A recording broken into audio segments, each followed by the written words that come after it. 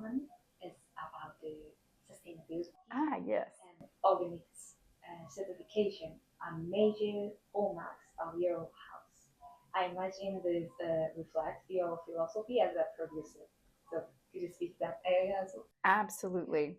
So we've been organic officially. It takes 3 years of what we call reconversion because the vines stay in the ground. So the vines, they contain the products for a little while. So they have to get them out of their system. So it takes 3 years of using organic methods without being labelized as organic. So my father-in-law back in 1992 heard about organics.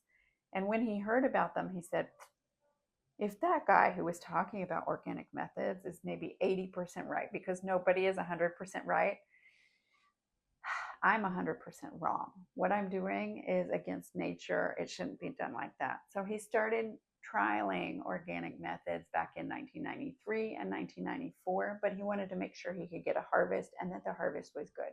He was convinced after those 2 years of trials to ask for the organic label. So he asked for it in 1995. So that makes us 30 years organic this year. And we've never looked back. But you have to think of organic as a choice that wasn't made for sustainability purposes 30 years ago. It was made for a question of terroir, a question of this is how agriculture has always been done. So the ingredients that we use to protect the plants have been used since the 1850s in cognac. The new ingredients only came in the 1960s. So we've been making organic cognac for over 500 years. We've been making non-organic cognac for maybe 70. So sustainability comes into play a little bit later for us because people think we're organic for sustainability reasons, but we're not. However, we are a completely sustainable company because we'll be B Corp in a matter of days or weeks. So B Corp means that we care about the people around us, the people in our community, the people who work for us, really everything that englobes what our company has an impact on. And I can't change the entire world, but I can change what I touch, and it's partly my company as well, so I can change that. And we really, really want to be good company citizens of the world. That's a long history, even before Edo era that we learned today. Okay, so this time, in response to our request, we have created this XO as a regular item in the lineup. I believe you offered a small release previously, but this time the contents have been renewed and the XO has been upgraded.